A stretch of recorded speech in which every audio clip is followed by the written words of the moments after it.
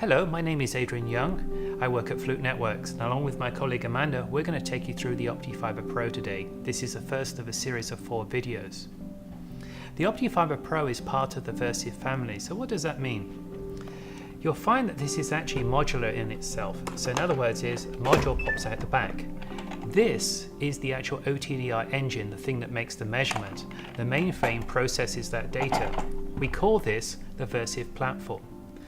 So in other words, you can put other modules in here. So you can turn this into a copper certification tool, an OLTS Tier 1 certification tool. So the number of modules you can put in the back here.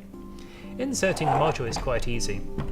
When you look on the back of the tester here, you'll see that you've got a couple arrows. So Amanda's going to drop the module in, slot them in between those 2 arrows, push the instrument together, push the ears down, and now you've got a fully functioning OTDR. When you first get the tester, the first thing we want you to check out is the software version on the instrument. Amanda, go ahead and tap Tools for me. Slide up to Version Information. Excellent. What you see on the screen here is the software version in the mainframe here and the serial number of the mainframe, not the module. The module has its own serial number, and we'll see that in a moment. Whenever you download test results to Linkware PC, if it's connected to the internet, we'll actually check for you to see if you've got the latest software version. Go ahead and tap Module for me. Now we're actually interrogating the module that goes in the back there, and you actually see the calibration date on there. How often should I calibrate? You know, that's a really good question. It should be done every 12 months. Now, noting that as well as the date and time, your calibration date is going to appear on every test report. If your calibration is out of date, your customer could reject these test results, so definitely keep an eye on that. Likewise, when you start downloading results into Linkware, Linkware will check the calibration status. And when it becomes within 60 days of its due date, it will give you a warning in Linkware. So there is some built-in tools there to help you manage your calibration process. So talking about date and time, this instrument's actually made on the West Coast here in Everett, Washington State. Now the chances are you're not going to be in my neighborhood using this tester, so you're going to have to adjust the date and time. Doing that is very easy to do. So we're going to cheat. Press the home key for me.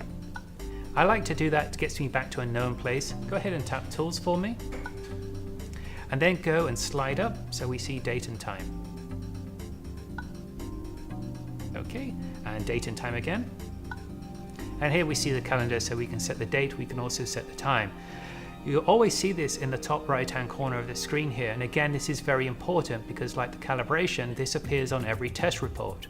And we've known customers to reject test results when the test report date and time does not match the security logs going into the building. This is something that can't be changed once you've saved a test result. Okay, let's press the home key again. Now you may be worried about the amount of memory that's on the instrument here. This is a modern instrument and it has plenty of memory. You can store over 5,000 OTDR test results in here. That's graphs on those OTDRs in both directions. And then later on in a further video, we're going to show you how to extract those results out of the tester.